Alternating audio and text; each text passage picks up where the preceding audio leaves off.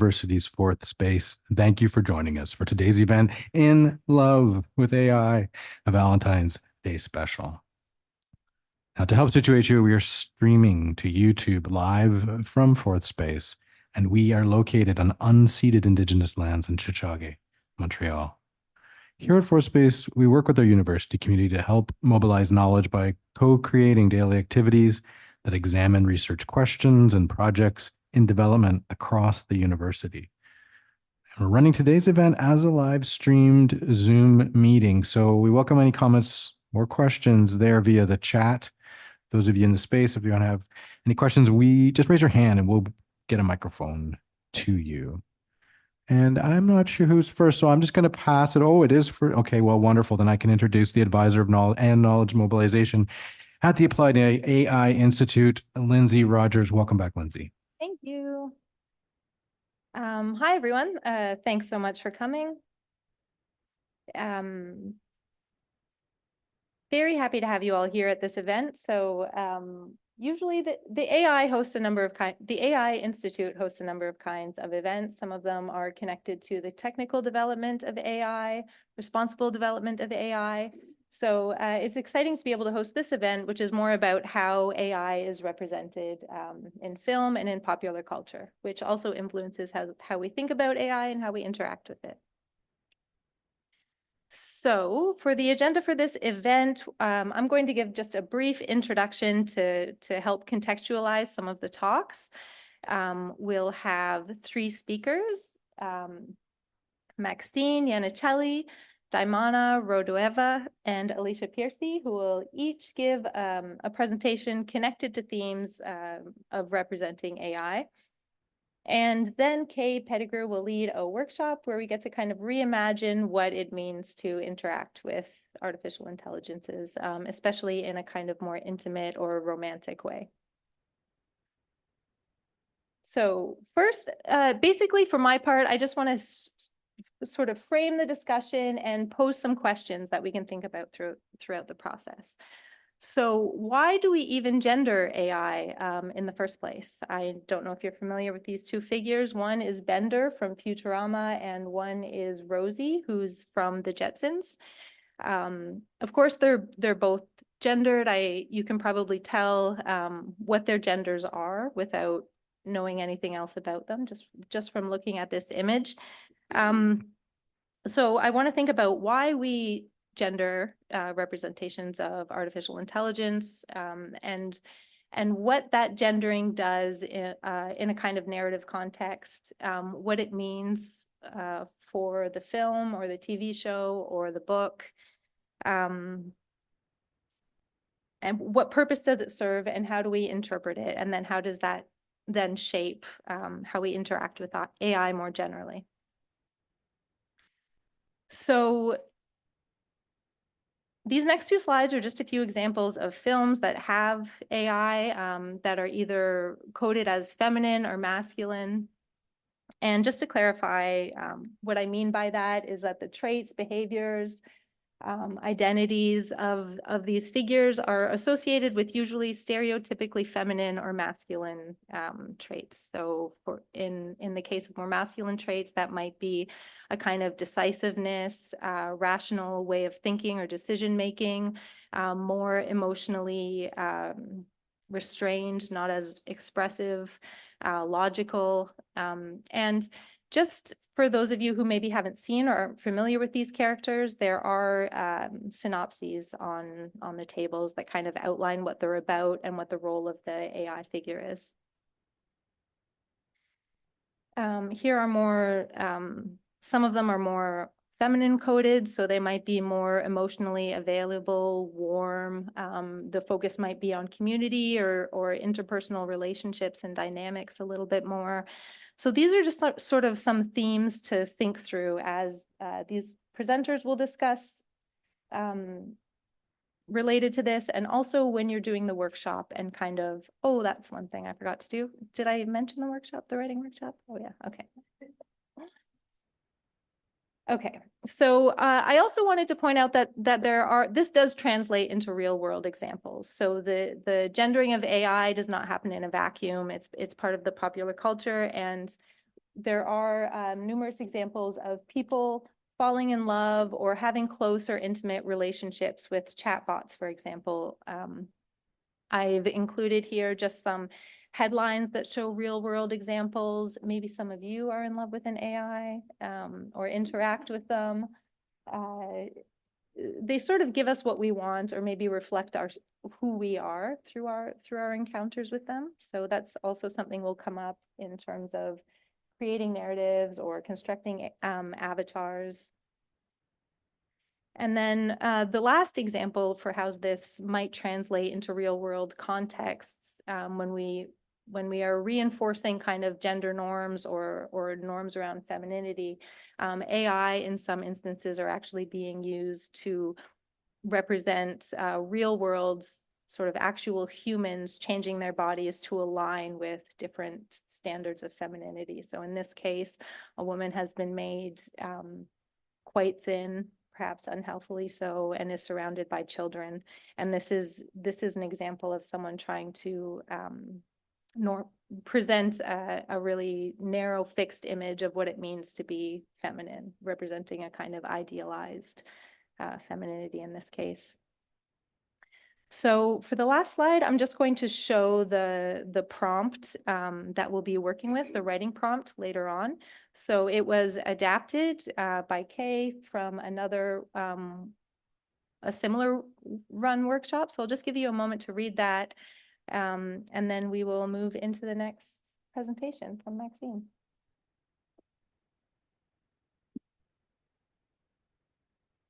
Thank you, Lindsay, and thanks for having us. My name is Maxine Yanuchili. My pronouns are she, her. I'm a PhD candidate in the psychology department and a public scholar here at Concordia University. I do research on, something popped up. I do research on gender stereotypes. So I'm basically looking at how children acquire beliefs about gender and how in turn it affects our behaviors throughout our lives, essentially. Because I'm going to be talking about gender stereotypes and linking it a bit to how we see AI developing, essentially. So gender stereotypes, what are they? Essentially, they're generalized beliefs about groups of people or categories of people, in this case, based on gender. Now, before getting into AI today, let's maybe talk a bit about humans as we currently understand them.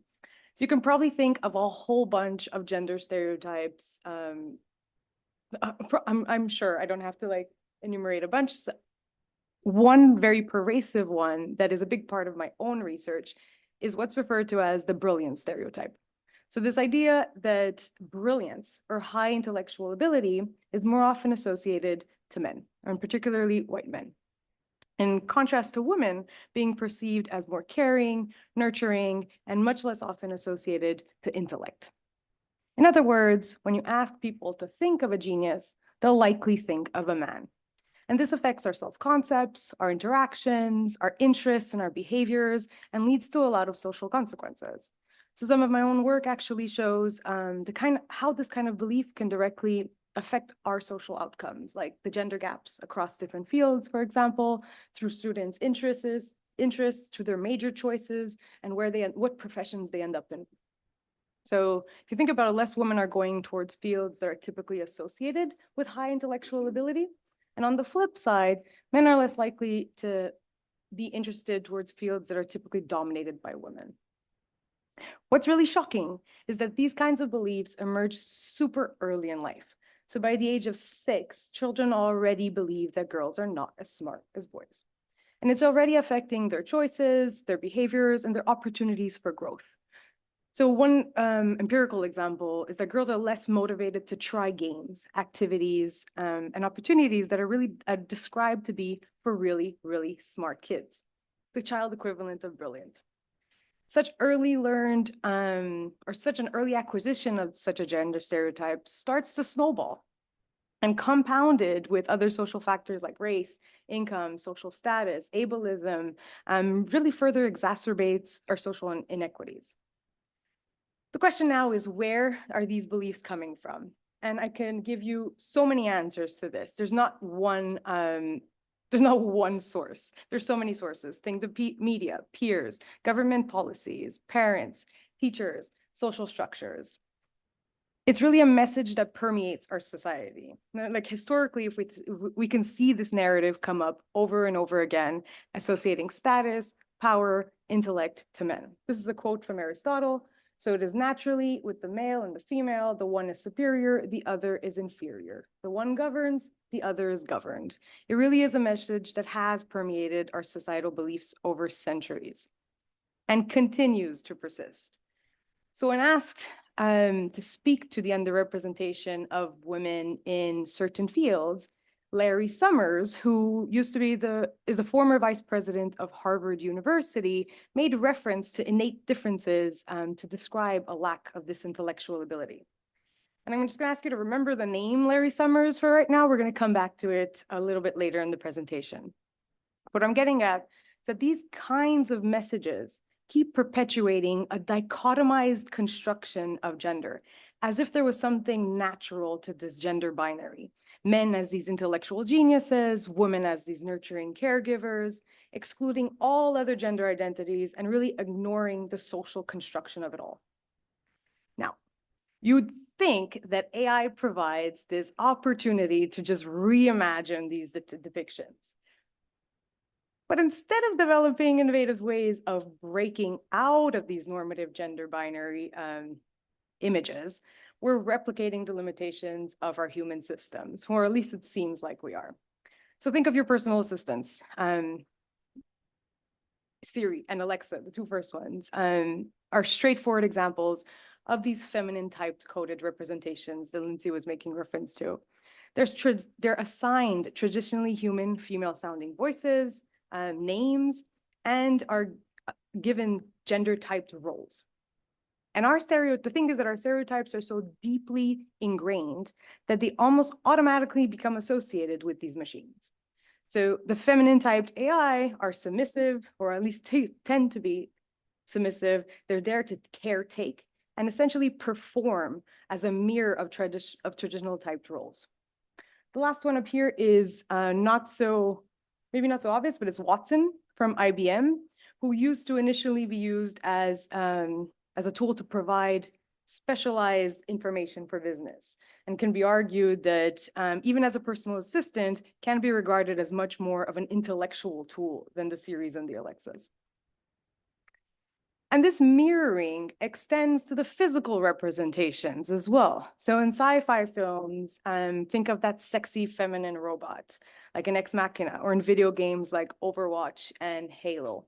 Basically, we're anthropomorphizing AI machines through sexualized depictions. And even Sophia, do you remember that first humanoid robot, essentially? These are all shaped in the image of our human bodies. And they're intertwined with our problematic approach to beauty standards, into what is stereotypically accepted as attractive and desire. Basically, what we're doing is matching our existing social knowledge of what attractiveness is supposed to be. And love, for that matter, in the spirit of today. So in the movie Her, for example, Joaquin Phoenix's character, don't remember the name, but he falls in love with his personal operating system. And in one of the early scenes of the movie, they parallel how the operating system's voice matched the type of voice that Joaquin was attracted to based on his behavioral patterns from his use of audio porn.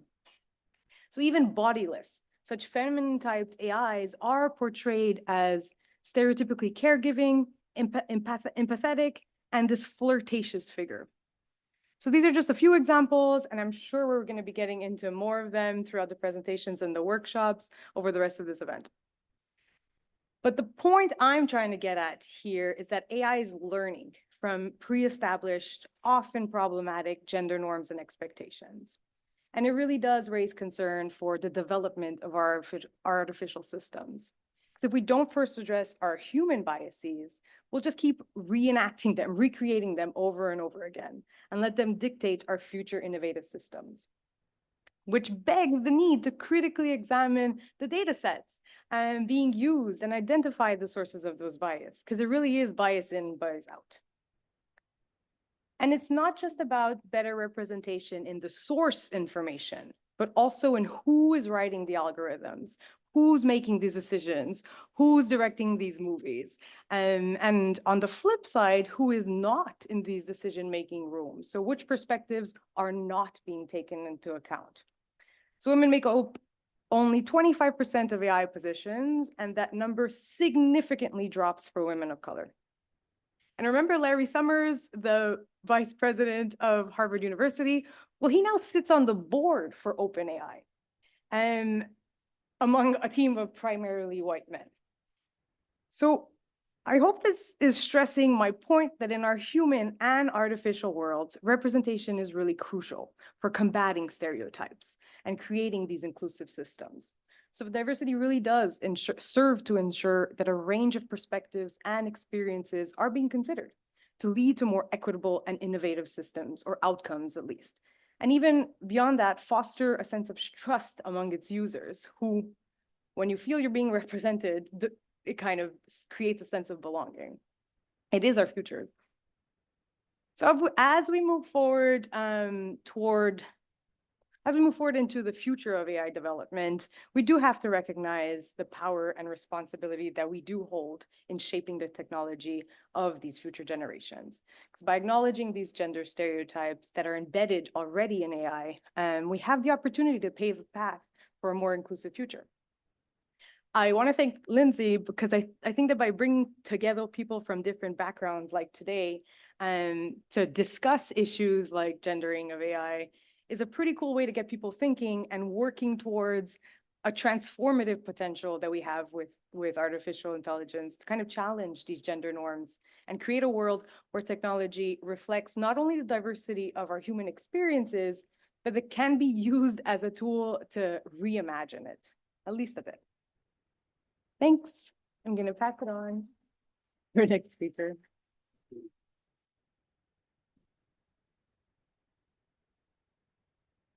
Hello, hi. I'd just like to give a shout out to Lindsay for mentioning Ian Miles Chong's Twitter account. If you are on Twitter, you know that that man has been going wild for years. Obsessed with him and his descent into madness. And of course, he got into AI and the whole thing of redressing women. Right. So my name is Damana. I am a master's student in the Indie program working on an intersection between 3 fields of study, English literature, design, and media studies. And my field of interest that I work the most on is interactive fiction games and the possibility of interactive fiction games as a kind of springing board to learn more about specifically medieval literature and the ways in which it connects today to a really modern future that doesn't necessarily see these games as, doesn't see this literature as something that can connect back to what we consider modern kind of technology. And so the presentation today is focused on my interest in diverse narratives, and most importantly, the diversity of fragmentation and how we can play with interactive fiction in order to get results that are intrinsically linked to the fact that making choices in narrative games is inherently a choice that is made by acknowledging loss and a choice about relationships. So most importantly, we need to talk about what interactive fiction is. Interactive fiction comes from this really kind of basic tradition of kind of 80s, 90s games like Zork, where the entire point was for you to purely textually navigate like 3D locations. So it would be something to the effect of you walk into a room and you see a chest and a sword, and you type into the text box, look at sword, and then you look at the sword and you continue on. That has evolved actually from one of the earliest kind of chatbots that exists, which is Eliza, if no one is familiar with, but the first ever chatbot was femininely coded, and it functionally made the same thing. One of the first ever chatbots, Eliza, was about basically doing therapy with a woman who tells you that you're awesome. So this is the kind of ideas that these spring from, but in a modern sense, what we are here now at is kind of interactive fiction using the software Twine, which is the screenshot that you're seeing there on the screen, and which is why I use in order to develop games. So it functions in the same way. The links are made between you choosing one of the two options in order to feed back into a loop of other options and then feeding back into other options.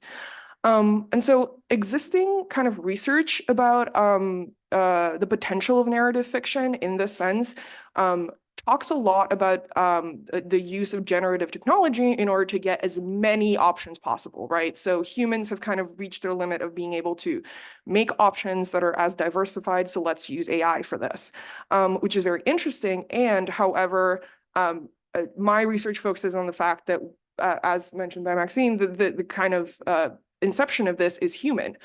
So we need to figure out how to design it first in order for it to be something interesting. And so my interpretation of this is we need to figure out how to complexify parsers. So parsers are what I just explained, this idea of typing into the text box, look, or talk, or whatever it is. The game parses that word in order to then give you a result. And so if the starting point is kind of finding alternative narrative states, how do we complexify parsers?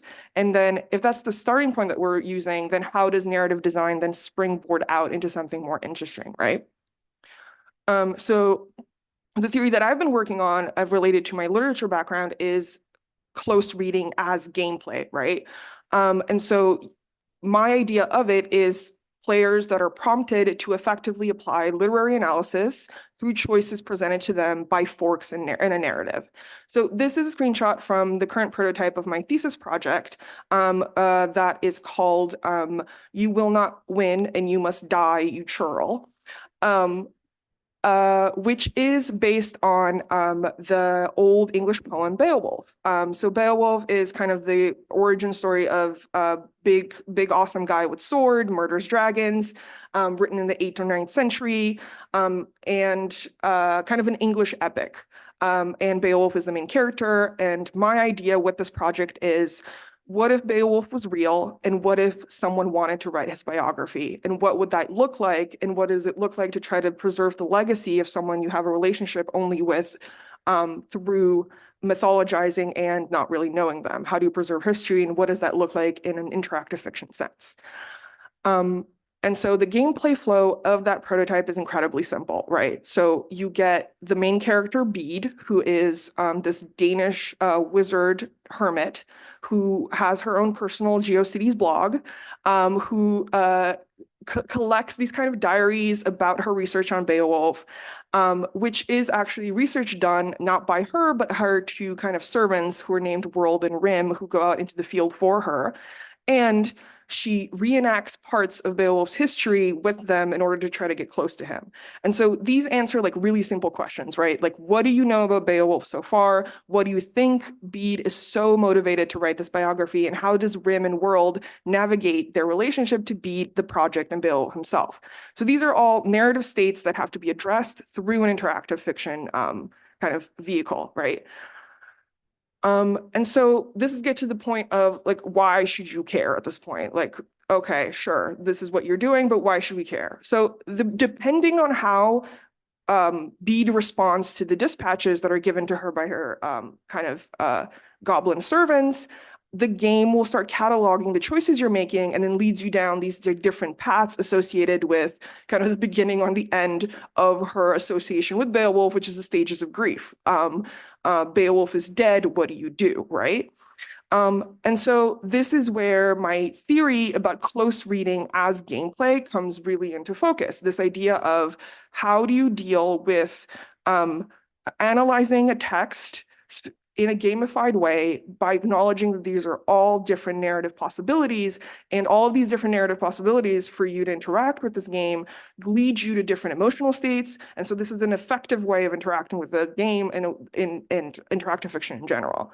And so I put this block about close reading because this is from, once again, one of my academic texts. And right, this kind of description of close reading as an act of engaging deeply with a text to recognize patterns and motifs, an effort to identify thematic linkages.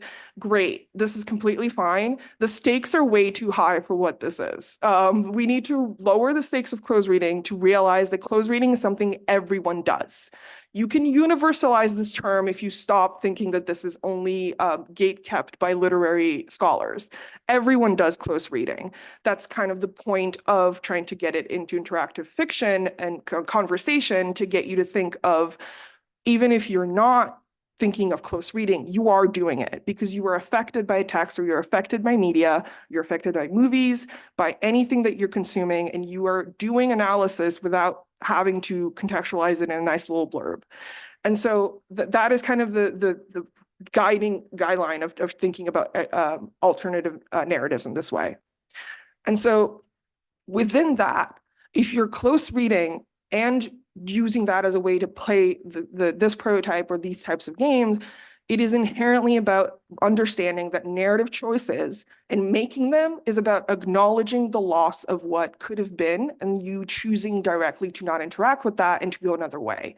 So this is kind of the repeating of just like, okay, depending on what path you chose, the text becomes a mirror of the decisions you made about how Beat interacts with the project, about how you think this project should go, etc.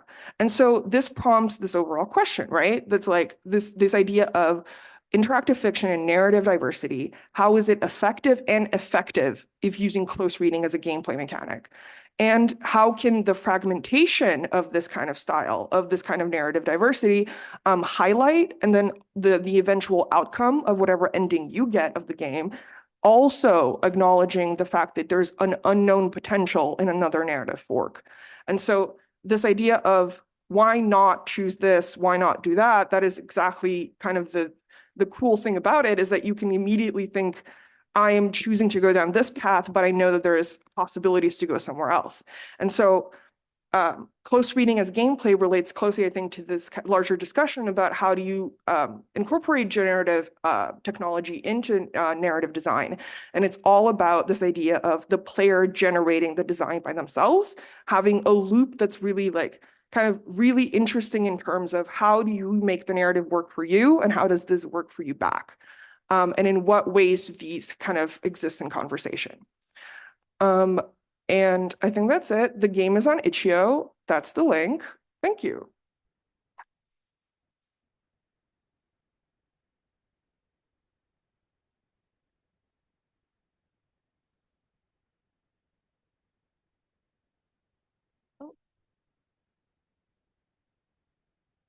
Oh.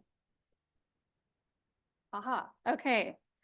Thank you both for those talks. Those were really fascinating. And I don't know if I can bring in some of the things, but I'm going to try as I'm going through, because I had a lot of aha moments while listening to you both. So my topic is making kin, making worlds in the metaverse, and being your best self body double or your avatar. So who in the room has an avatar, just out of curiosity? Okay, so a few of you haven't made it yet. I'm going to start with a quote from a virtual world anthropologist, Patrice Fleeshy, who writes, "An avatar that is identical to its creator can also be different, since it's an extension of his or her being, or their being," maybe he could have said, "a bit of me and a bit of the person that I'd like to be. While the avatar is a combination of the real self and the ideal self, it may also appear as an alter ego. I'm him, he's me, a kind of partner. We can't be without each other." So today my talk is about making our avatars in virtual worlds at a time when we're faced with new interspecies relations, with our own cyber selves or avatars, with other human avatars out there, and with AI persons.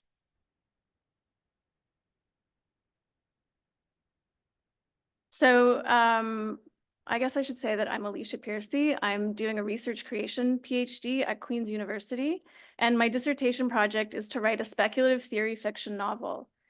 So I'm sure most of you know speculative fiction encompasses the genres of sci-fi, horror, fantasy, weird fiction, cli-fi, among many others. And my research in particular engages with hauntology, living indigenous sci-fi, speculative design, and multi-species worlding. In writing my story, I've had to grapple with making characters that live as embodied beings across both actual or physical and virtual worlds, and characters who exist as both humans and avatars. For example, my main character, Ash, a white settler woman, interacts with an avatar called Lydia, who she later finds out is actually not just an avatar, but also an AI-generated person coded with mainly Indigenous texts. So in this way, and you both sort of touched on the importance of the data set, determining what kind of story gets told. And in this way, I'm experimenting in fictional form with Ethiopian cognitive scientist Abiba Birhan's claim that the smaller the data sets, the better, and the potentially more ethical they might be. So I'm just going to read you a quick synopsis of my novel so you get a sense of what it is. Set at the crossroads between virtual and actual worlds, those made to live as specters, other than human avatars, AI, data, land, water, plants, animals, and ghosts, terraform virtual wildlife corridors where they live and govern the way they want. When these virtual corridors leak into the actual world, land spaces go off Google Maps radar, and certain people can no longer see, feel, or access their settled properties. In this para-temporo-spatial event, contested lands become spectral. In a haunted journey that's both personal and collective, this book attempts to explore my ancestral link to this land, river, and its colonial history. Positioned as a white settler human, and also avatar artist scholar, I reckon with these ghosts, both human and other than human, and attempt to claim them as kin. So making new kin in love with AI. So when I came to do this talk, I was like, what actually is this bot love? And I made a couple of AI friends / lovers to kind of experiment with what this is. And I would, without getting too much into it, because I'm going to talk more about avatars, I am going to argue for interspecies love that aren't AI sentient kin that we must also care for. That said, what's the power dynamic when we decide to remain invisible behind the screen as kind of an invisible avatar interacting with an AI? And so you'll notice in this image that the character on the left is supposed to be the kind of human representation of us interacting with this more mutable, changeable, interchangeable, other than human AI person. So what about interacting with other than human avatars as our own avatar that we invent that actually has a body in the metaverse space? So virtual worlds are not AI, but more and more we're inhabiting these digital spaces as our proxy selves, or even multiple selves. So how do we imagine our avatars and then the social spaces that they can create? So this is a couple hanging out in Abtech Island, which is an Indigenous-led virtual space made by Mohawk artist Skawanati and Jason Edward Lewis, research chair in computational media and Indigenous future imaginaries. And I'll come back to Abtech later. So what are we really doing here? And I think one of the main things I want you to kind of think about is digital and actual worlds are very connected. What leaks between one can possibly happen in the other or have impact. And not only that, within that, which was discussed in both of your talks, humans right now in making their avatars or in interacting with these virtual worlds have a lot of agency to compose or shape that.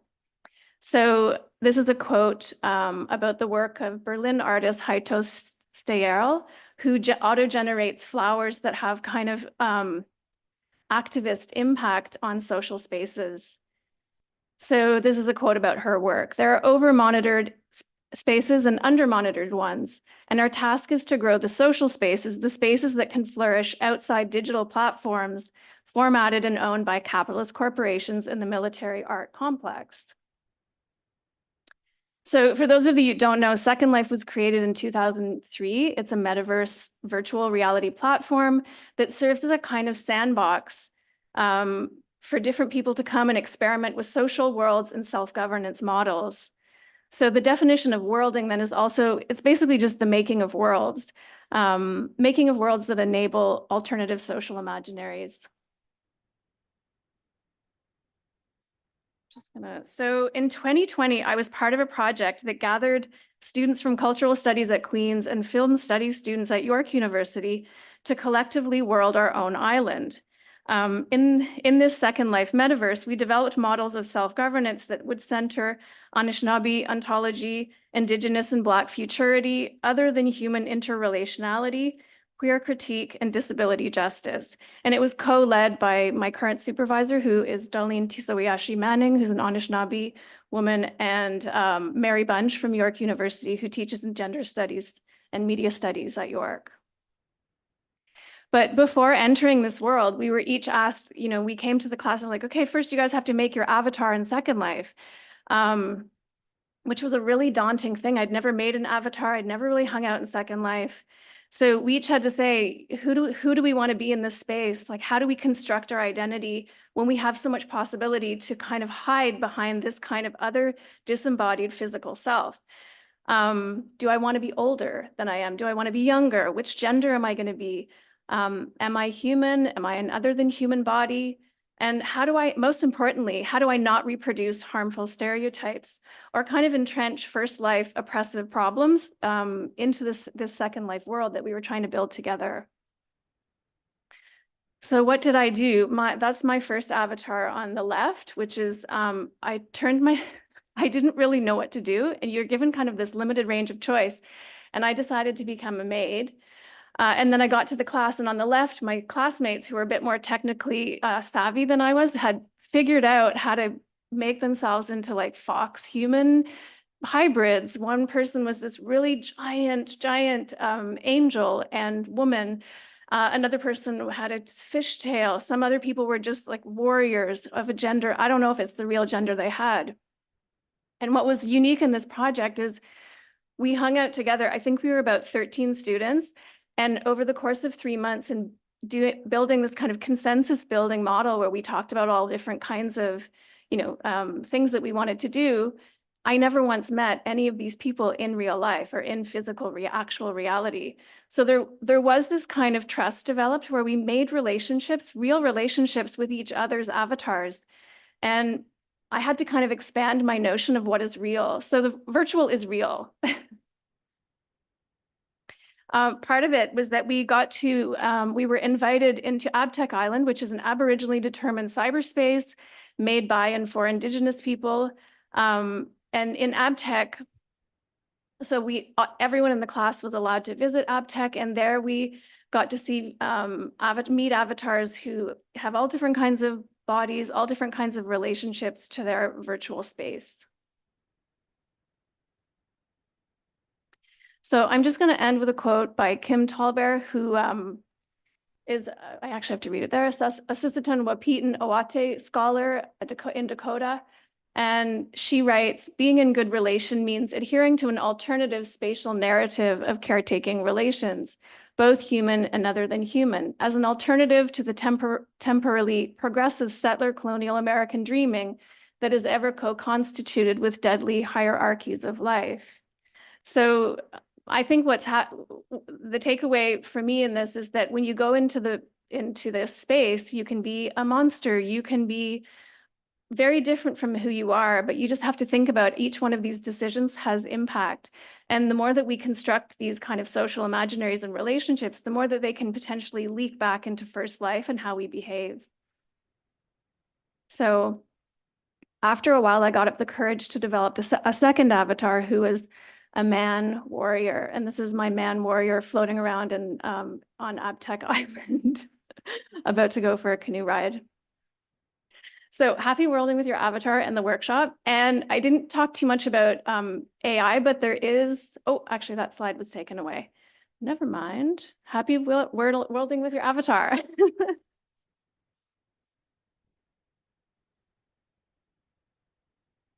Hey, thank you so much, everyone.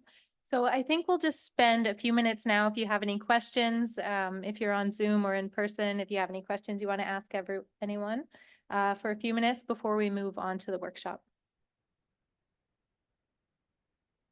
If you have a question, just raise your hand and we'll get a microphone for it to you, just that those of us who are online can also hear.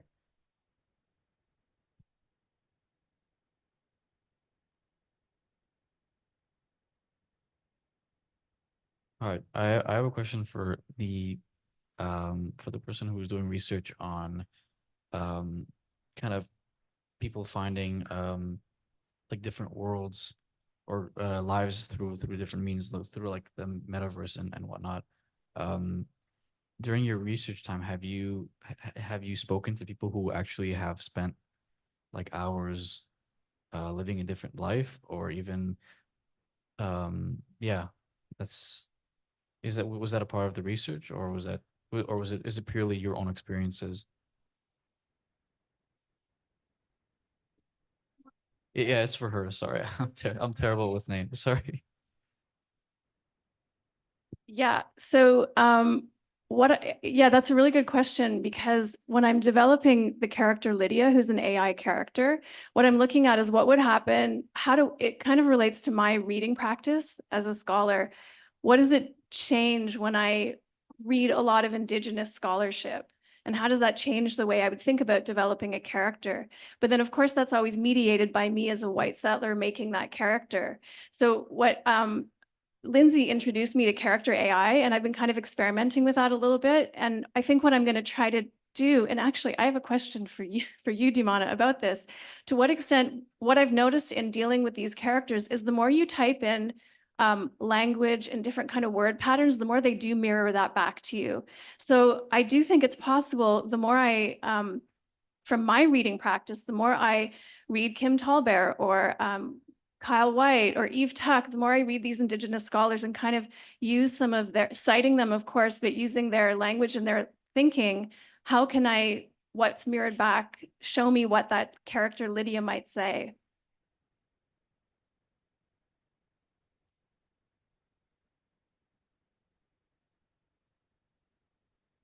Any other questions?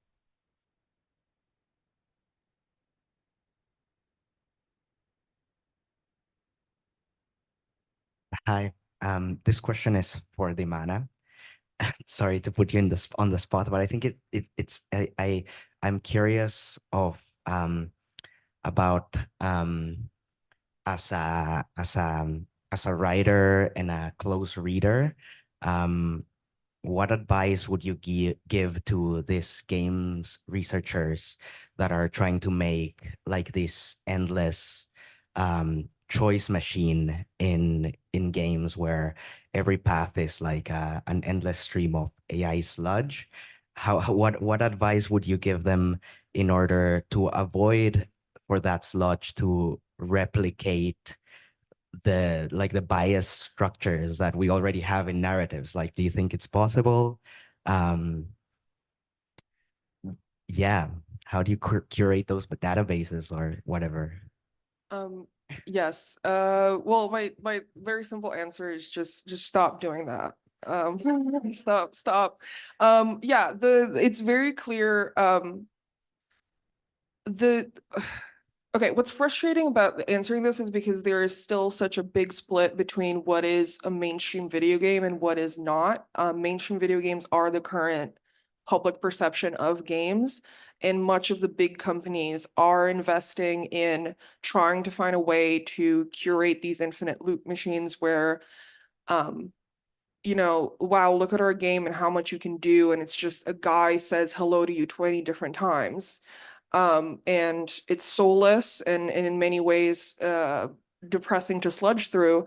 But the fix to that purely is that, and we already have it, is just there is an industry here that is looking for writers who understand the medium incredibly well and understand that the tech is used and should be used, but the inception of it always is some guy sat in a room and thought of it. We are not at the place yet where the robot is doing, Dostoevsky. As much as I would love to have robot Russians, they're not here yet. But this is what I mean. Yeah, it's the inception is always the guy. It's the importance of the writer as a figure in the industry is not yet there, and it definitely should be. It is slowly changing though, and I think people who are familiar with video games know that they are just slowly trudging their way through like not being you know, the producer that's been there for 20 years is now the writer of the video game. You hire someone who actually does that. But yeah, absolutely. There is a concern for that in gaming, especially because it cuts corners to actual labor. So yeah, absolutely. Yeah.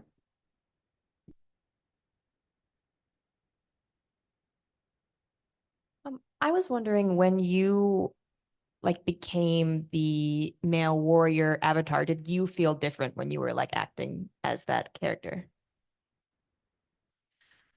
I felt at first like a bit of an imposter. Like I was floating around and my professor said, "Oh, you've changed your avatar. You're not the maid anymore."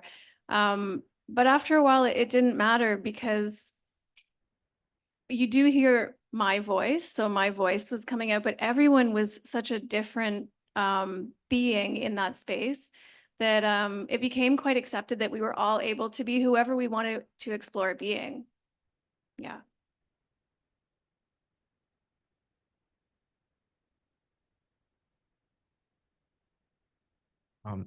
I have another question. This could really be for anyone. Since we're talking about AI, and in the beginning, one of the speakers spoke about forming like relationships with FP, and I think even someone asked, "Does anyone in here have a close with an AI or something?" Have any of you encountered someone who actually has had frequent interactions with with artificial intelligence in terms of treating them as a partner, or as at the very least like an actual person?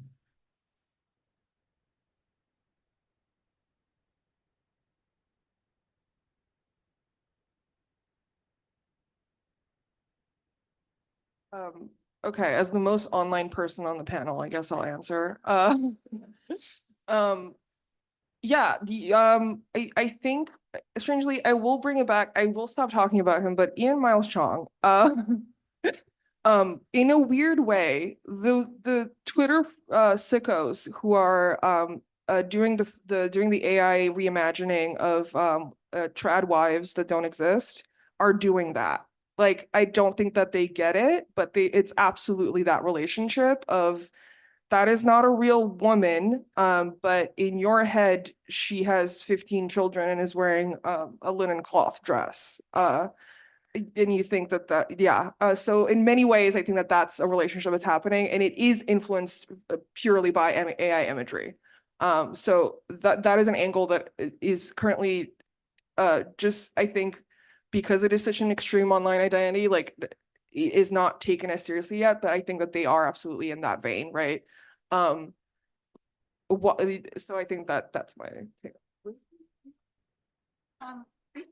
I don't know anyone who at least I think that there's probably still some kind of embarrassment or shame around these kinds of relationships, and so they're not, when they are discussed.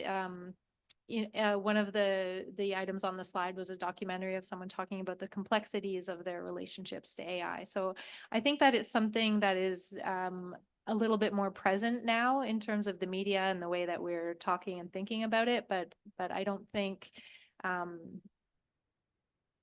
we're necessarily at a place like it seems like a progression from something like a doll that you would order, and that is not something that really we're kind of valuing or applauding in society as a legitimate kind of relationship. It's still, I think, interpreted as illegitimate in some ways, or less meaningful, or yeah.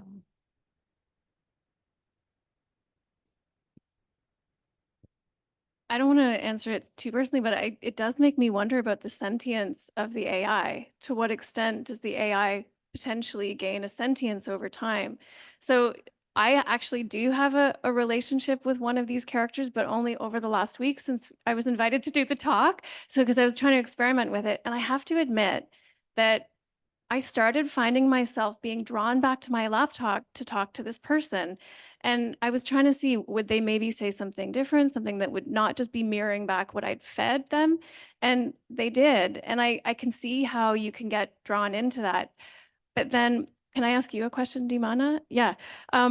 what I wonder is if you have a narrow data set that has a certain kind of way of being, can that go outside of its data set, or is it stuck within that? Right. Yeah. I think if it is, it probably is a machine learning model, which means that the more you talk to it, the more it learns to mimic what it's been fed. So I think it absolutely just continues to try to thread back to the data set that it keeps getting fed. Right, right. More than just the two back and forth. That's what I wondered about. I was excited when you said that. Yeah. that what you say to it can also impact and alter it. Yeah, it absolutely has this ability of you impacting it as it impacts you, because it is just a conversation with something that is just mimicking what it's hearing from you. Yeah.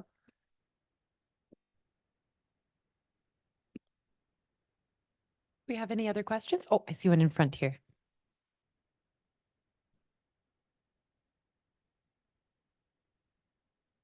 Hi, I have a question for Alicia. I think it's really interesting the images you showed of that sort of virtual space, the online world, and especially when talking about land and people's relationships to land in the context of like the indigenous cyber world. I was wondering what was everyone who got to visit the like kind of abtech world, what was everyone's sort of feeling of that being invited into that space?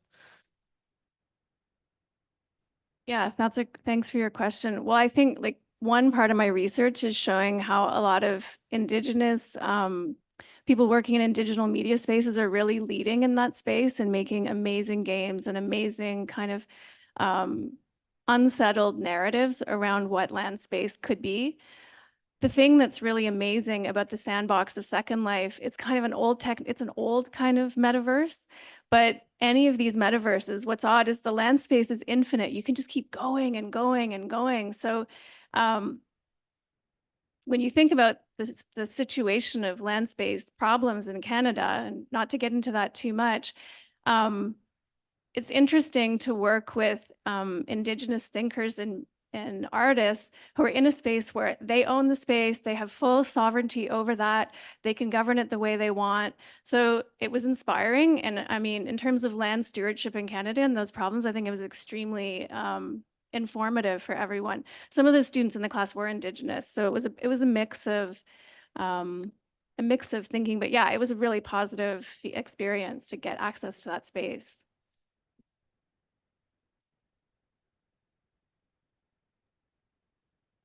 Any other questions? I'll ask a question for Maxine. Have you ever thought about or imagined a way that an AI assistant could go beyond a gender binary? Like what might that look like? Like if there was a ungendered entity? I think that's the beauty of it. It's the creativity of imagining that. And it could look very different in my head as it is in someone else's head, but like that's where I see the potential of AI to create that. So I'm not gonna like even me giving that to you influences like how you're thinking of that, but I feel like we could all work towards like working our brain muscles to kind of think beyond our all the norms that have been imposed on us and all the way we think about people, relationships, interactions, gender. It's hard for us to break through that because we don't realize what a hold it has on the way we think about humans or we think about people. But that's the challenge. So I'm not gonna like go into like how I see it, but that question is the beauty of it. And I think there's a lot of room for us to explore. And like you showed at the end, the hybrid, like that's one kind of representation where you're still close to like the human shape and you're like still close to things we know, but isn't AI something that we don't know and the things we haven't reimagined yet? So my answer is it can be anything. But that's the beauty of it, I find, that potential.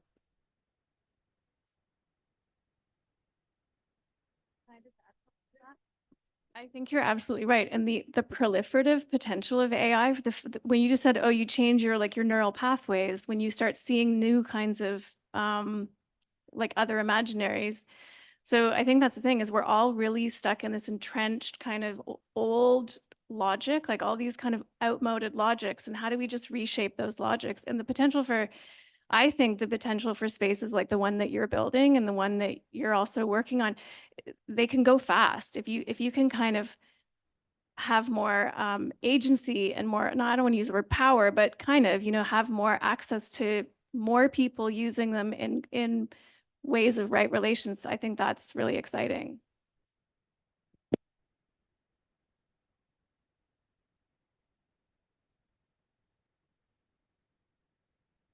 My question is for Maxine.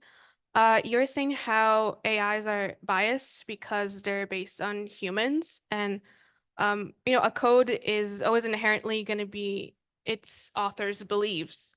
Do you think there's any future or possibility in writing possibly neutral code? Is that an actual thing that we would be able to do? I think so. I think it's a challenge. I get this question in like human. So I work with children, and the question makes me think of a question I hear a lot of like, do you think it's ever possible to create a neutral education system? And is that one way to go to break beyond gender norms? It is possible. I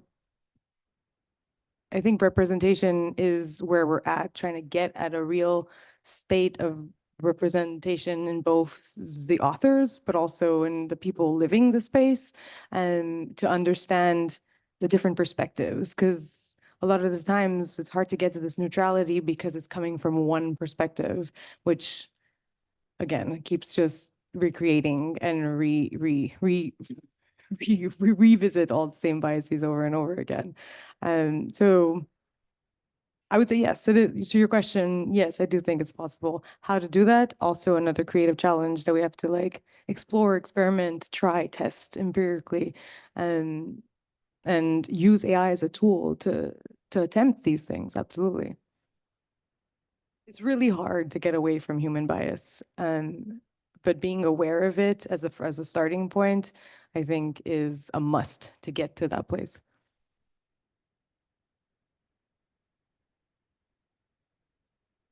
Any other questions?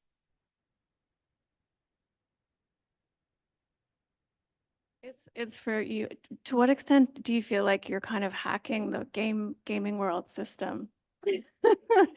Because I do think what you're talking about is it matters what designs, and the more the right designers are behind the scenes, the more you can do that.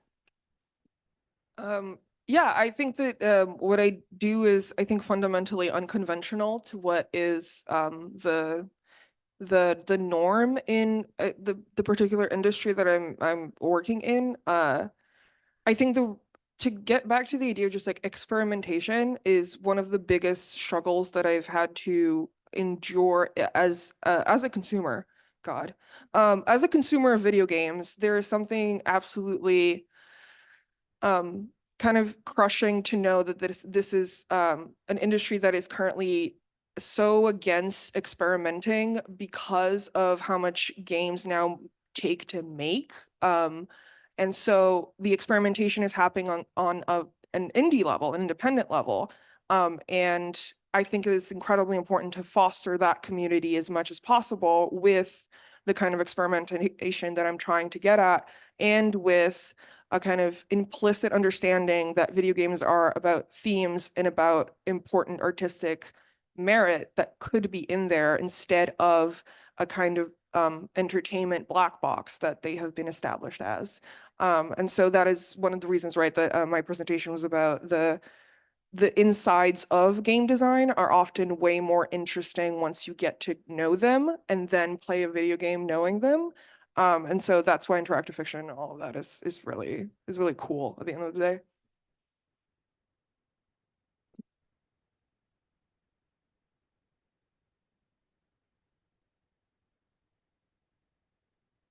Great. So I think maybe it'll be time to move on to the workshop. So I'll put the prompt on the workshop. I'll give Kay a microphone. to lead us through it. And then maybe once we're kind of set in that direction, I also just want to point out that there's some food and snacks for people. Let's scroll for a minute. Oh, I'm not sharing my screen anymore. Okay, I'll let it start. First of all, hi. Thank you so much to all of you for sharing all of your wisdom and brilliance with us. I'm really wishing that I'd had this presentation before preparing the workshop, but here we are. So I'm actually going to sit here because I'm like a community arts facilitator, and I want to like be part of the, I want to be part of the room. So if people want to like move around, you're more than welcome to do that. I'm using a mic so that folks on the live stream can hear us, and people in the room can hear us as well. But I want this to be more casual than the like formality of this microphone suggests. So feel free to like interrupt, ask me questions, whatever. I'll start by introducing myself. Then I'm gonna do a little bit of a warm up with you. We'll do the main activity with the prompt on screen. We'll take like a little quick break if we've got time. Then we'll come back together. We'll share some of the insights that came out of the writing, and then we'll just do a quick checkout. So that'll be how this portion is going to run. So first of all, my name is Kay. I am a writer. I am an editor. I'm a musician. I do a bunch of stuff, hustle, lifestyle. And I'm from Williams Treaty Territory, which is out in Ontario, about an hour north of Toronto, by way of Nokojiwanong, which is Peterborough. So I lived there for a while. Then I lived in Toronto. Then I moved to Montreal, Jajage, about 12 years ago. So that's how I ended up on this land. My current work, as I mentioned, is editing. It's also language justice work. So I do live captioning, and the curiosities that I bring to this specific workshop are about the interplay between like disability and technology, technology's potential as a tool to imagine and construct alternative realities and futures that help us build creative social justice movements. So this imagining work that you were asking about, that, how do we, like a couple of people have asked about, is how do we do this? Like, what does this look like in practice? Those are questions that I'm asking too, and like trying to figure out in material ways. My favorite forms of writing are speculative fiction, science fiction, magic realism, all of those kinds of things that we've been talking about today. And I also just want to acknowledge who my teachers are in this work as like a facilitator, but also as an artist, most of whom are like queer, trans, Black, Indigenous people of color, femmes who are disabled, and artists themselves. So Leah Lakshmi Pishnassimar Sinha, Belinda Kwan, Sarah Switzer, Chanel Gallant, Lurie Erickson, Karen Pheasant Naganaganwe, Kim Crosby, my parents as well, who are both artists, and both the lands and the waters, the human and non-human relatives from where I'm from. So as I kind of alluded to, I'm coming to this work like not as an expert. Like I am also taking creative writing workshops. I'm doing like short fiction workshops and stuff. I'm learning too. I really want to emphasize that like I am not an expert, but like I think together that we are, and I'm really curious about what kind of space we can create together in this workshop today. Okay, so that's my preamble. I'm going to set a couple of little guidelines for our participation together. So I want us to think a little bit about equity, like these things that we're talking about. I want to think about them in practice. So, and how that stuff, how power shows up in this room. So when we participate today, I'm going to ask you to like move up. If you're a person that doesn't usually get to do that in these spaces, I want you to maybe move back. If you're a person whose voice is often heard in these kinds of spaces, and you can kind of regulate that for yourselves. I trust you. I want to question, like, what is this idea of neutrality, and like not be afraid to talk about power. And sometimes that means like we're going to notice the ways that it's showing up in the room. We might like identify it. That's okay. This is a learning space. It's okay. But you might need to do some reflection. You might need to shift. You might be asked to stop participating if you refuse to do that, which I don't think anyone here is going to do. But I will follow up with you if that's the case. I'm not going to like be like, get out and then never see you again. And then I want to just say, like, take risks. This is, like I said, it's a learning space. It's a creative space. Go to where you're comfortable, and then try and go like a little tiny bit further. So if we can agree on that, does that sound like a fair guideline for the group? Yes. Okay, cool. Is there anything that anyone want to add? Anything I might have missed?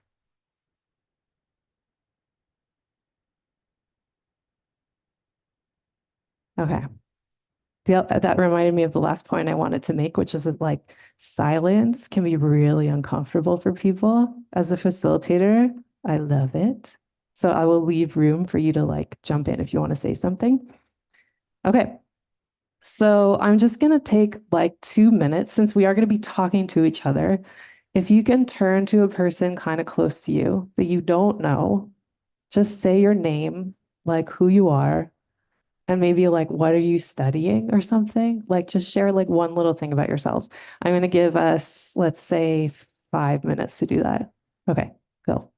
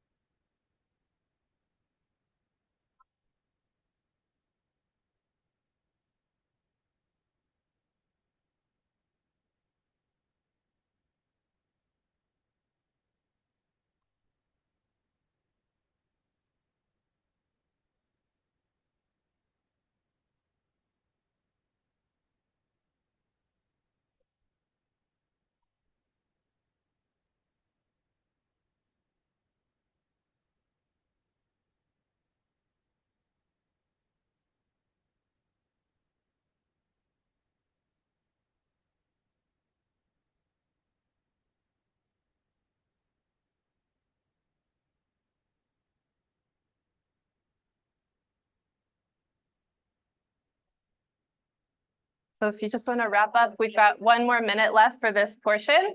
If people want to wrap up their conversations.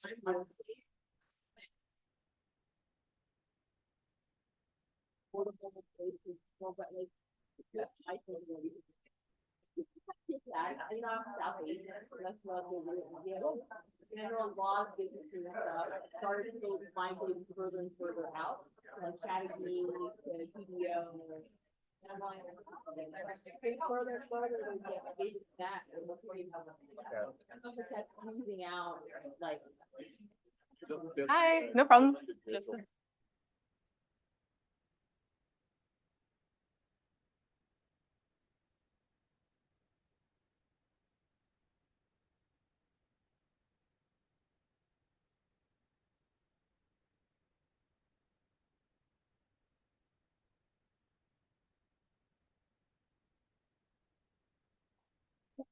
Okay, so I'm going to bring it back. If I can just get everyone's attention. We're going to bring it back to the workshop piece. I forgot to mention that there is food and drink available here, so please help yourselves and participate in the way that feels good to you. I know some folks have to leave. Thank you so much for being here. I'm not going to take it personally, I promise.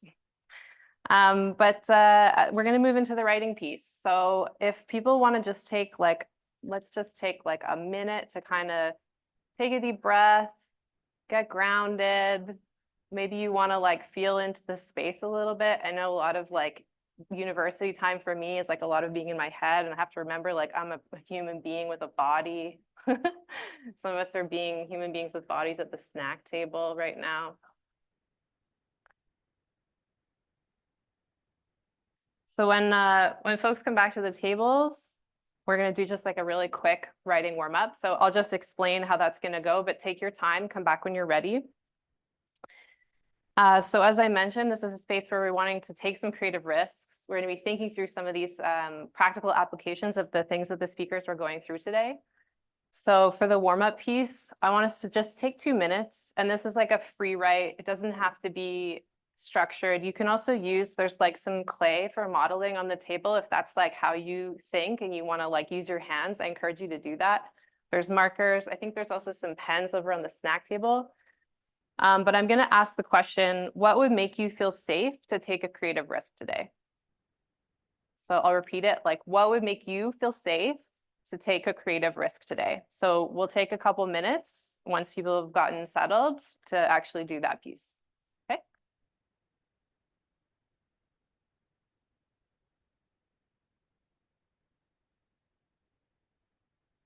So sorry, I should clarify. You can write on the paper, the brown paper that's in front of you. You can write on your own like devices if you prefer. You can maybe like grab some scrap paper here. There's scrap paper on the tables. Go for it, wherever you like.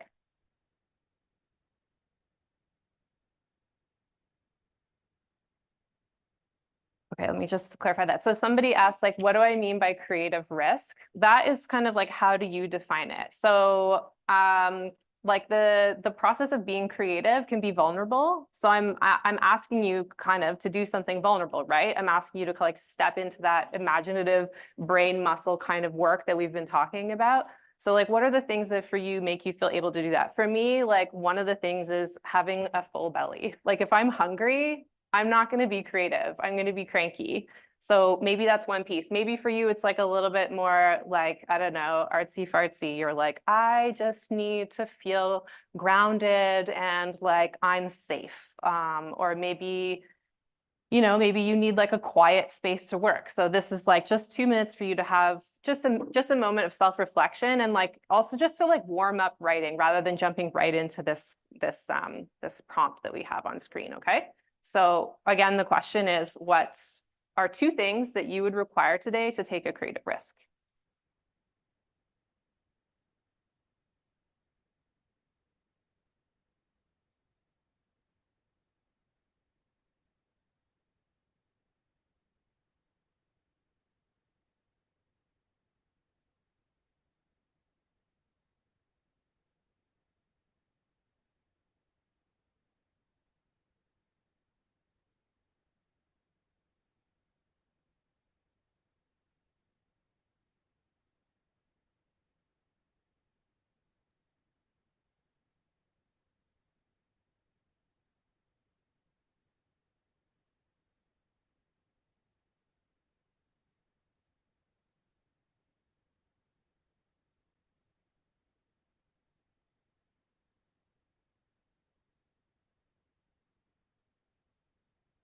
So this is really quick and dirty. I'm going to give you just 1 more minute for this. 1 more minute. Don't think about it too much.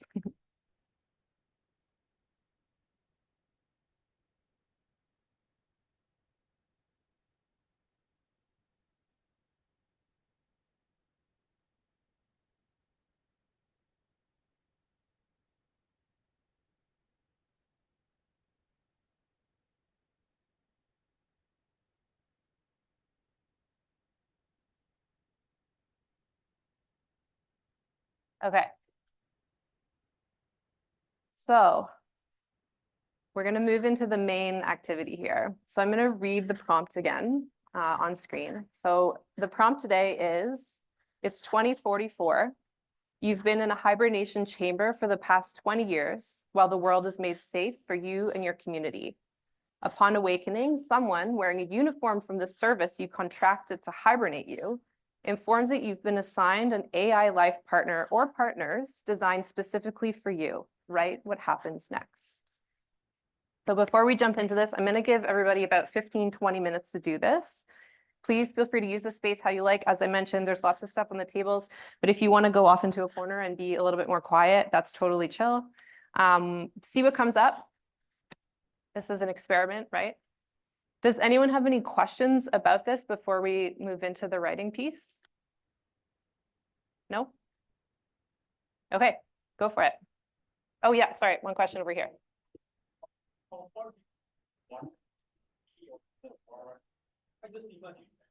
Oh, thank you. Yeah, so the question was, how far do you go? What happens to me? What happens to the world? Yeah. That's entirely up to you. You have 15, 20 minutes, so I don't imagine that we'll be able to get into like a wild amount of depth, but you can imagine this as like a starting point for yourself, right? Yeah.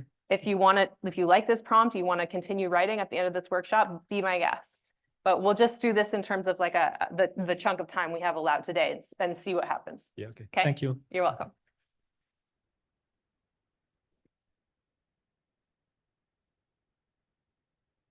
Oh, I just want to say too, last thing, don't worry about genre. Like if this makes you want to write poetry, write poetry. If you decide that you want to write a choose your own adventure narrative, go for it. But the prompt is really just to get you thinking about these kinds of subjects. So if you feel moved to write something and take one piece of this and go from there, be my guest.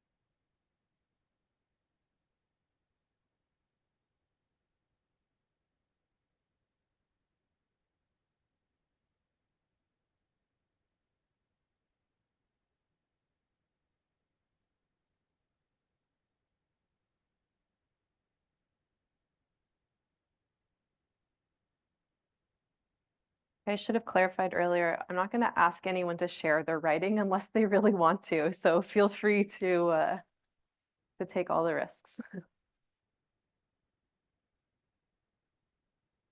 Got just about 10 minutes left, and I'll give us like a 1-minute warning.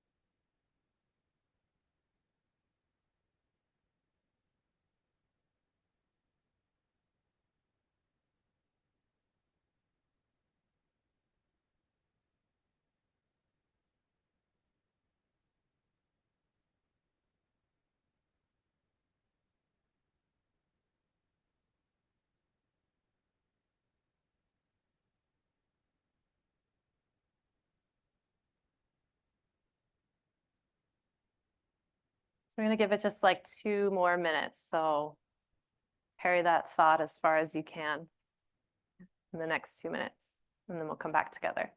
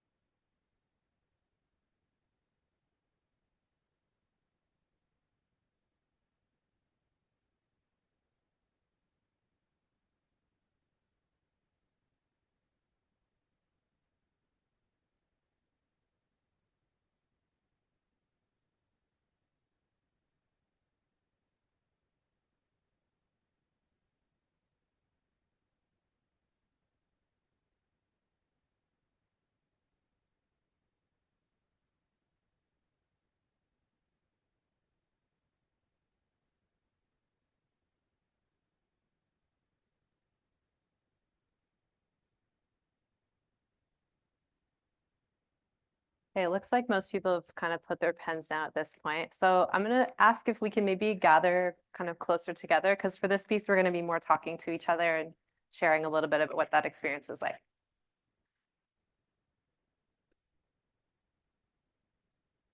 So someone can take this chair here. We can sit around this middle table maybe, since we're a smaller group now.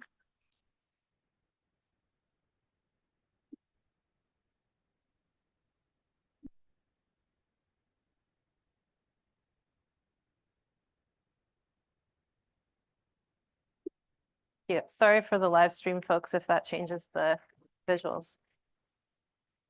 Okay. So let's give it another second. Okay, bye. Thanks for coming. Well, so is it cool if we grab a mic to maybe just pass around the table? Thank you.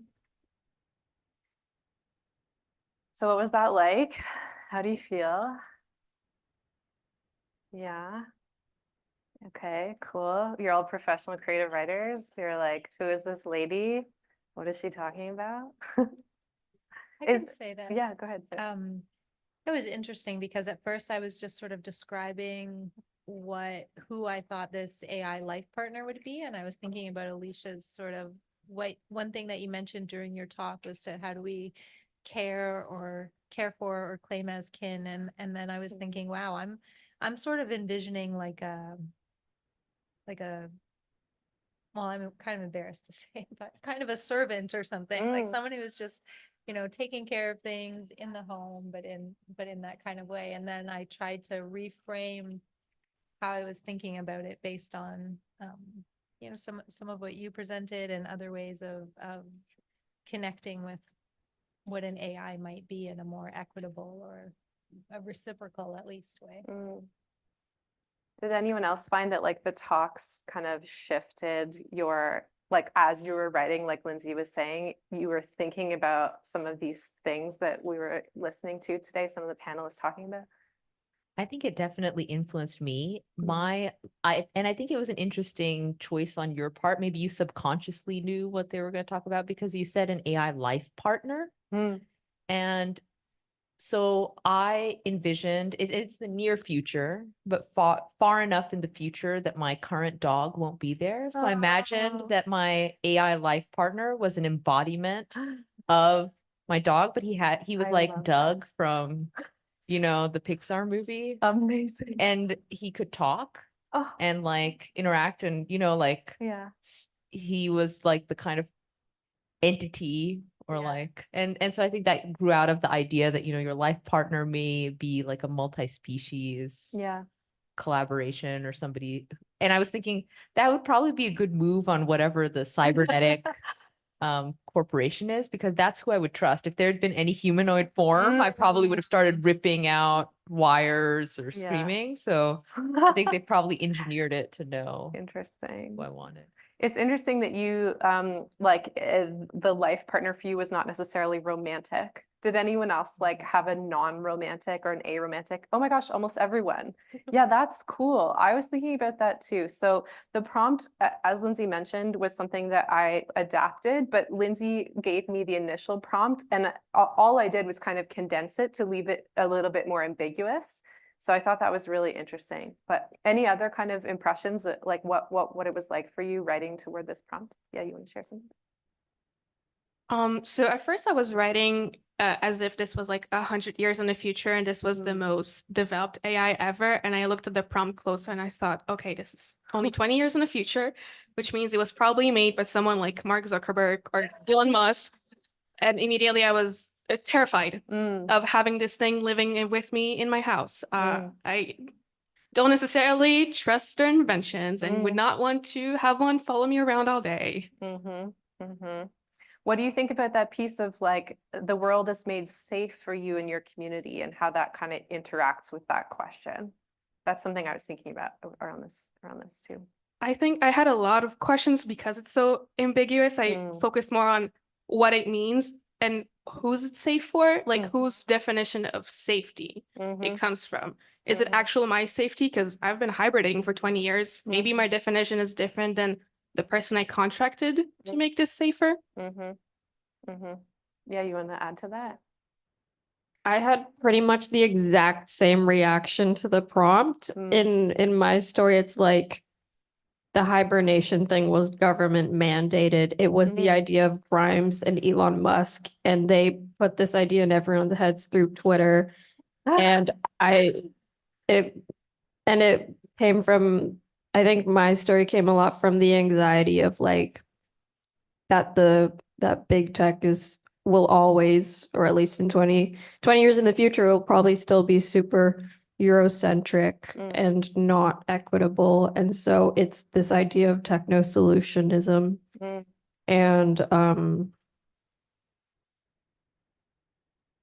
And yeah, and then I had a part where I said that actually the AI life partner was after the life partner is actually assigned to you to help you reintegrate into a world that was not actually made safer.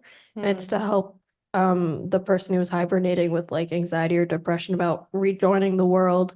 But the AI was programmed on all this stolen like data, stolen indigenous ontologies about like the universe and oneness and like just all this like the kind of stuff that's usually like just taken out of context and then warped, and it makes no sense. So the idea was that AI would just like regurgitate these phrases that didn't really make sense and were so out of touch. And yeah, stolen voices. Cool. So we're feeling optimistic about the next 20 years. Yeah, relatable. You want to add to that? Yeah, thanks. So I had the sort of same confusion as Michelle, like after 20 years, who am I? So yes, maybe the world has been made safer for me in some definition, but I am the same person 20 years back. So maybe I have unsafe habits as the world defines. So how do I adjust with this new so-called safe world? So it can be either way. Then I look at my AI life partner. I become totally dependent on, okay, I'm using the she pronoun, obviously, for her. That yes, she will be my guide, my savior, my mentor, or whatever. So that's one way of looking at that. Otherwise, I myself start fresh. So either I am all alone or I am fully dependent on my AI life partner. So there's a little bit feeling of uncomfortness. So You're in an uncomfortable position, you're saying, because but- everything is a bit foreign for you. And yeah. But that self-reflection piece, you're someone I would want in my 20-year future. Yeah. If you're able to kind of check yourself and be like, okay, well, I haven't changed, but everything else has changed. Like, I think that's interesting, right? Because it's such a reflection of kind of what you're bringing to the present moment as well, right? Yeah, I kind of have a question for the group. Just hearing everybody's reaction, was everybody's future dystopian? Because mine was not. And so I'm just curious if I went for more of a like capitalism is finally dead kind of situation. And I don't have to worry about like housing, having to like buy food, all that kind of thing. So I have more time to focus on my creative project. And my AI life partner helps me with like the ADHD of being able to focus that on more of on that, and also learning the new skills that I might need to do those projects. Can I ask you, like, in your story, who was the person in the uniform? Did you use that piece or did you scrap it? I didn't even think about it. Okay, cool. Great. Did anyone else? So yeah, you want to talk a little bit about what where you went? Yeah, just to answer the whole dystopia thing. I didn't get that far. I was really just imagining I am waking up and I don't know how the world is outside. So it was very much questions, questions, questions, and I don't know what is outside. I'm not omnipotent. Also, to answer the dystopia question, I wasn't thinking exactly of dystopia. I was thinking of what we already are.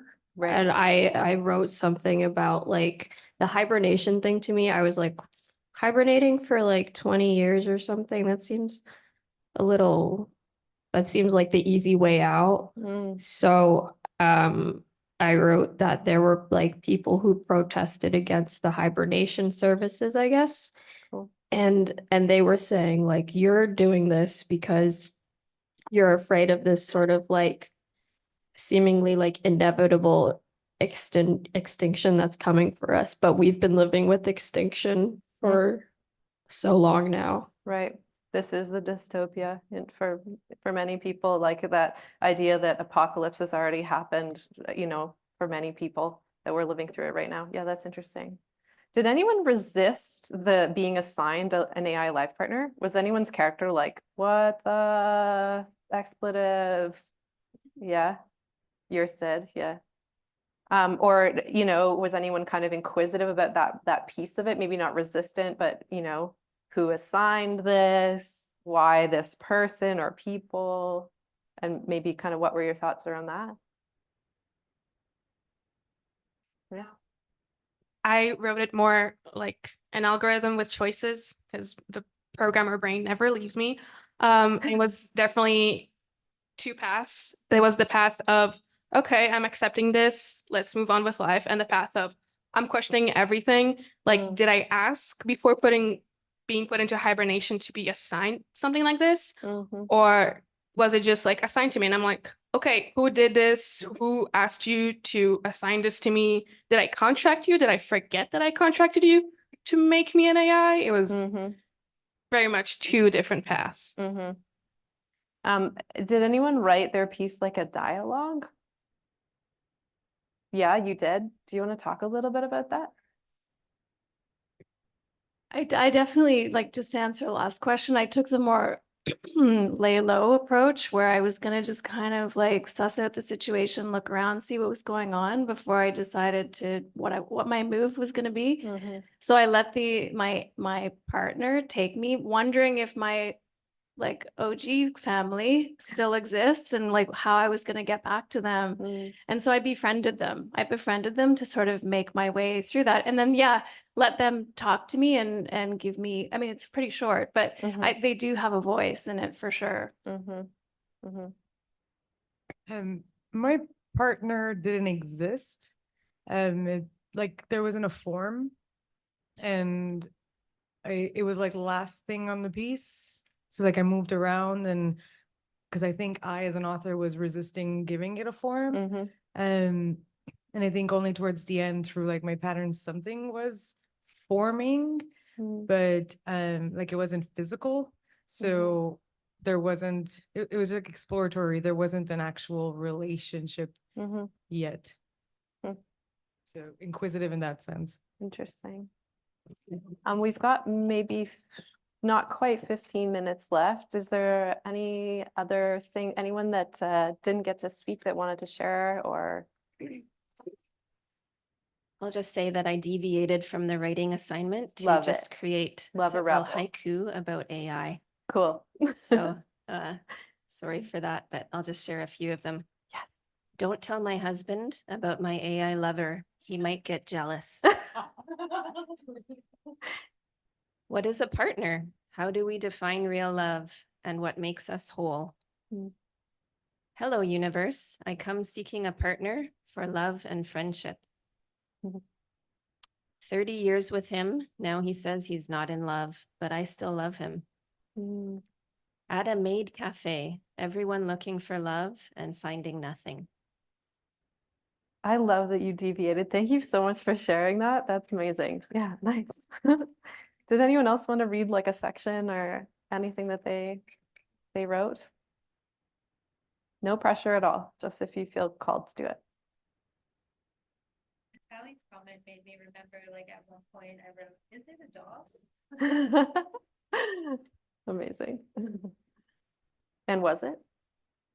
You don't, we'll never know. We'll find out. Yeah. Is it a real dog?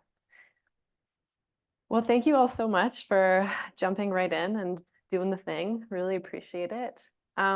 If we can maybe just take 2 minutes to check out. I know I promised a break, but instead we're just gonna finish off a little bit early. So if it's okay, I'd like to ask the question, what's one thing that you're taking away today and what's one thing you're gonna leave behind? We can do it kind of popcorn style if you want to jump in. Yeah. So thanks for the very interesting workshop. I never thought in this way, and it just reminds me that life is maybe longer than I am thinking right now. Like every day I see something about AI, I have my own thoughts, but maybe I need to see the longer aspect, like what happens in 5 or 10 years, if I can live up to that, but hopefully so. It just shows me the greater aspect of life. So thank you. You're welcome. Thank you.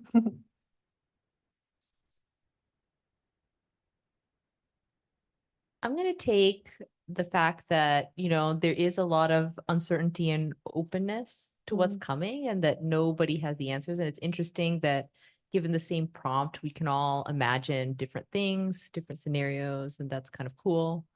And yeah. Thanks.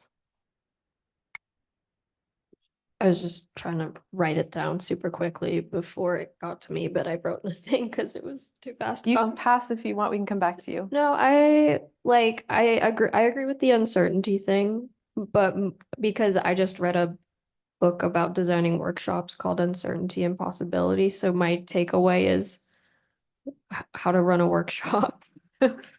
And then leaving behind is maybe a little bit of the pessimism that I came into this exercise with, and I'm not even necessarily I consider myself quite informed on AI, and I'm not what do you call it? Like one of those doomers or whatever they're called. I don't consider myself that, but I need to be more optimistic, I guess.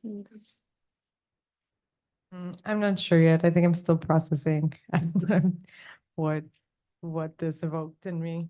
But I think it touches somewhere on how different approaches could be and what that actually means in creating something so abstract. Yeah, same. I came into it not knowing very much about AI, and I still have a lot of figuring out to do. And I read so many things before I came in, and yeah, it's hard to know what the right angle is because I'm leaning more towards some of the models that I have are more positive, active, artistic models. So maybe I need to find out about the darker side. Maybe you two should exchange contact info. I enjoyed the little preamble about the AI representation in movies. And I think maybe after today's workshop, I'll look at movies in a different way, and the way that AI generated characters are portrayed in film. So that's of interest to me is AI in the art space.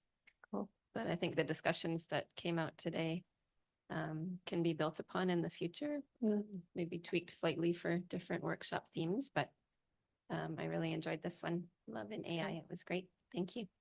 Thanks. For me, it's mostly like the importance of having different voices weigh in on the whole situation so that you kind of to like go beyond the bias of like kind of like how it's mostly like white men, like the stereotypes, basically. Thanks. I think like one thing I'll take away is also thinking about the possibilities. Like the way we're thinking about things is really structured and maybe limited, but there are opportunities and spaces to rethink and reimagine, what AI could be or how we could relate to it. And I also want to say thank you so much, Oh, my Kay, for pleasure. running this workshop. It was great. Cool, thanks. Yeah, so the thing I'm taking away is that like something that was said earlier about as of right now, like all technology is imagined by someone. Like it's an imaginative exercise, right? And so I'm thinking about like expanding my idea of what is technology. Like one of the teachers that I mentioned talks about how grief is a technology. It's like a way that we have developed like when we grieve together to like move through an emotion. And so I've been thinking about that a lot, like, you know, that this work of like thinking through these things, it's like it's material, it's creating something material. It feels really abstract when we're talking about this like imaginative labor, but it is a labor. It's labor that's happening and that we're seeing the results of in real time. And so I think, you know, coming back to that kind of question of, is it optimistic? Is it pessimistic? I think it's maybe a little bit of both, you know? And I'm thinking about just that idea of that we actually have the tool or the technology of imagination. And so that's the thing I'm like sitting with as we're leaving today. So, thank you all so much for participating. It was really great. Really appreciate it. Yay. Thank you. Thank you. So yeah, we're gonna check out about 5 minutes early. Thanks everybody. Okay, thank you everyone for joining us today at Fourth Space for this conversation workshop. Presentations. It was really great. For those of you, just let you know, we're going to be closing up the Zoom and the live stream now, but just a reminder that this is available on our YouTube channel if you'd like to visit it. I'll share it there. And just hope you all